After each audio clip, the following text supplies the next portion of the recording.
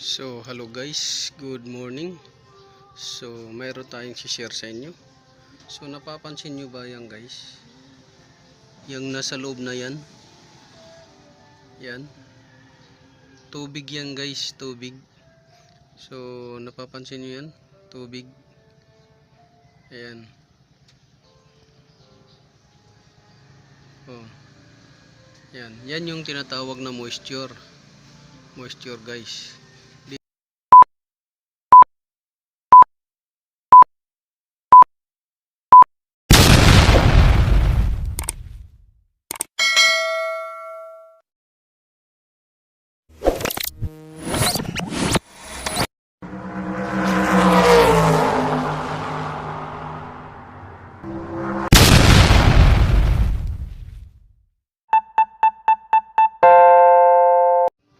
So, hello guys, good morning. So, mayroon tayong share sa inyo. So, napapansin nyo ba yan guys? Yung nasa loob na yan. Yan. Tubig yan guys, tubig. So, napapansin nyo yan? Tubig. Ayan. Oh. Yan. Yan yung tinatawag na moisture. Moisture guys. Dito makikita din kayo, ayan o, tubig sa loob. So moisture yan guys, yan yung tinatawag na moisture. So pagka yan na dumami dito sa baba, ang resulta niyan guys, yan o, yan yung resulta pagka dumami. So nagiging latak na siya, yan, at nagiging madumi. So yan yung dahilan. So panoorin nyo to guys, may share ako sa inyo. Hello guys, good morning. So welcome back to my YouTube channel. This is Autoboyson. So ngayon guys, magsishare ako sa inyo tungkol dito sa gasoline tank ng motor. So malaking bagay to guys na malaman ninyo, dahil ang symptoms nito guys is hirap paanda rin sa umaga. Tapos ang nagiging problema naman sobrang init ng makina. Tapos pangatlo, namamatay sa daan o sa highway habang tumatakbo kayo. Tapos pumupugak-pugak. So ito guys, so kung napapansin ninyo guys, ayan, mayroon siyang kalawang. So kita ninyo, kalawang hanggang sa loob pa yan guys, oh. Yun oh, kikita ninyo. So bakit nga ba nagkakaroon ng kalawang to, itong tangke na to? So dahil sa maraming dahilan guys, bakit nagkakalawang tong tangke na to.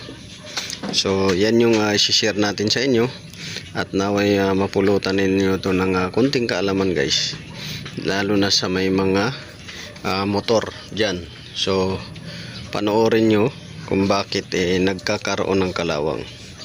So ang una, ang kalawang guys ay nanggagaling yan sa moisture. Ang moisture mag-build up ng tubig. So ang tubig, mayroon niyang mga minerals na nagpo-produce ng kalawang. So maraming klaseng kalawang. Mayroong salt rust, mayroong steel rust. So maraming klase. Yun yung salt, yun yung nag-asin-asin na kalawang. So yun yung i-share natin sa inyo kung bakit nagkakalawang nito. So papakita ko muna sa inyo yung condition, ayan, at dito sa kabila, ayan. So yan o, yun. So kikita nyo, yan o, grabing kalawang.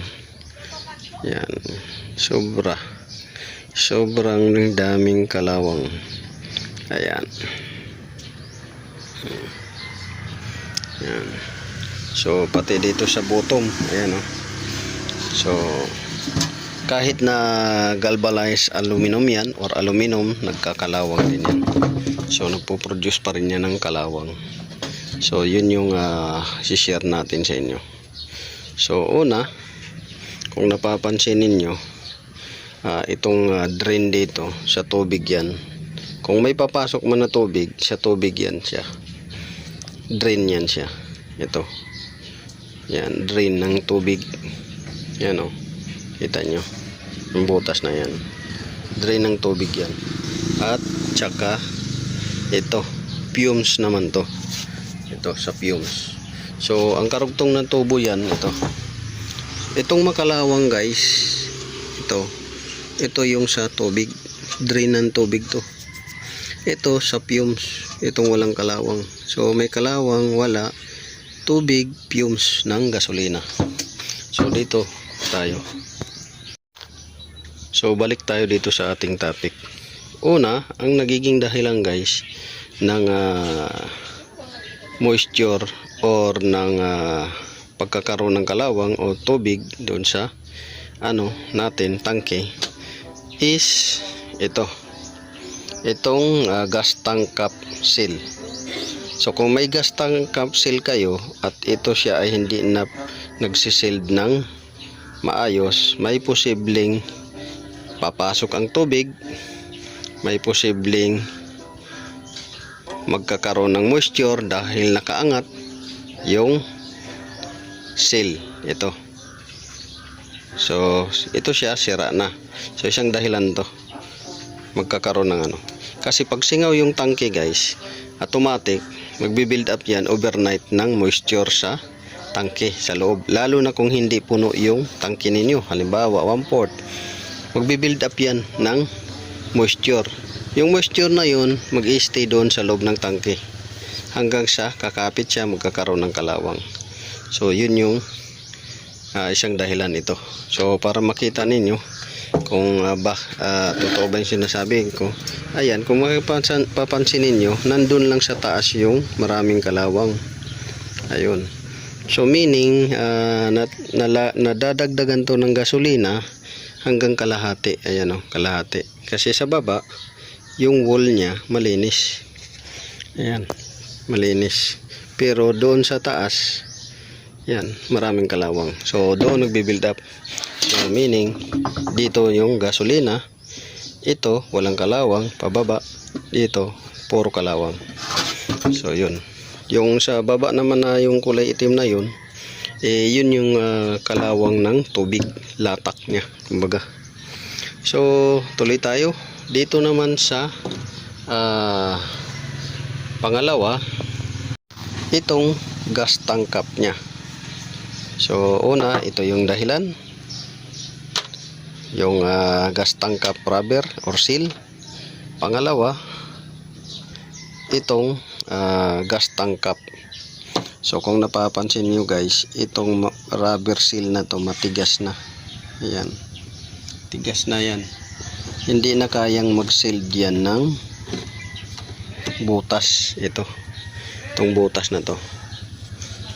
So, kung ito nakakalusot siya dahil matigas na rin at hindi na siya kayang mag-sealed ng butas, ito rin ganun. Hindi na rin niya kaya mag-sealed ng butas. So, mayroong pagkakataon nito na papasok yung tubig, lalo na kung barado yung drain na yan sa tubig, barado, aapaw dito.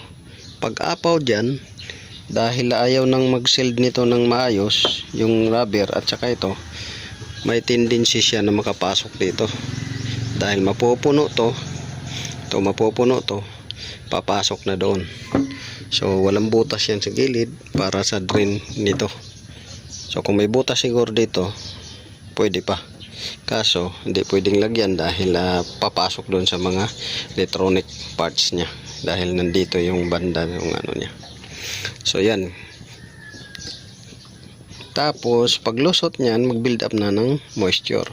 Kagaya nito, nag-stack up na siya dahil nabasa. Ayan. Ito yung tinatawag na salt rust. Ayan, salt rust. Nag-asin-asin na powder. Yan. So, itong niya, lock dito. Yan. Ito lock. Pagka sinusian na mo yan, hindi nagagana. Hindi na gumagana. Nag-stack up na to. Yan o. Yan o. Nasira na nga yan o. Lumuwang na siya. Siguro sa kakapilit pag susi. Ayun. So yan yung dahilan kung bakit pumapasok yung tubig dyan at moisture dahil dito sa o-ring na to, sa rubber seal nito, sa gas tank cap, at itong nag-stack up na susian, kaya pumapasok dito dahil minsan barado yung drain. Tapos itong fumes nya na dito yan nakatapat, ito yan, pag barado yan namamatay yung makina, nagbabacuum yan siya. So yun yung so lastly, yung pinakahuli, guys ay yung tubig. So kung nagkakarga kayo sa isang gasoline station na gaya ng sinasabi ko nga ay bihira lang pupunta yung mga sasakyan, papagasolina, papakarga, so may possibility guys na yung amount ng water nya, kasi hindi naman perfecto yung tangke ng isang gasoline station na hindi magkakaroon ng tubig sa baba. Kaya nga mayroon yan silang ginagawa na yung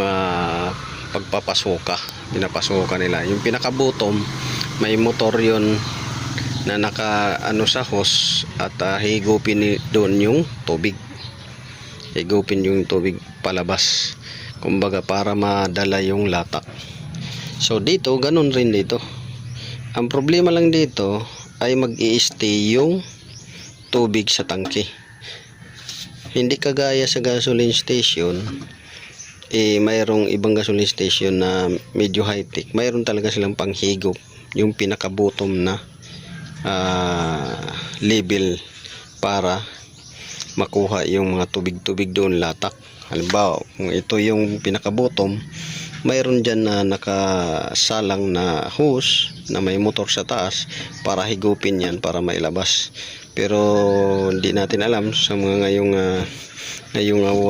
gasoline station kung mayroon silang ganyan. Kagaya nito, wala namang drain dito para sa tubig or latak dahil ang nito is FI fuel pump ang gamit. So mag-i-stay talaga yung tubig, kagaya nagiging latak na siya or kalawang. So yun lang ang may share ko sa inyo guys about gasoline tank, kung bakit nagkakaroon ng kalawang sa bottom area, bakit nagkakaroon ng tubig sa loob nito. Yun yung sinabi ko sa inyo na dahil dito at dito. So yun, this is Autoboyson. Naway nakakuha kayo ng konting kaalaman dito sa ating shiner. At don't forget to like, share, subscribe my YouTube channel Autoboyson. Yung page din natin guys, supportan nyo. Yubik Irish Sarcon, Yubik Works TV, Autoboyson. So hanggang sa muli, God bless you all.